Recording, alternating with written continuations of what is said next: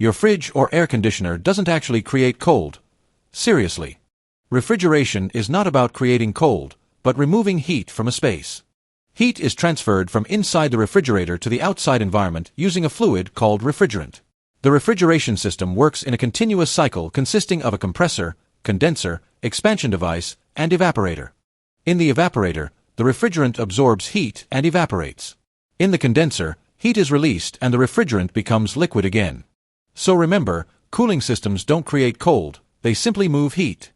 We hope this content is useful. Find quality engineering education equipment only at labts.co.id.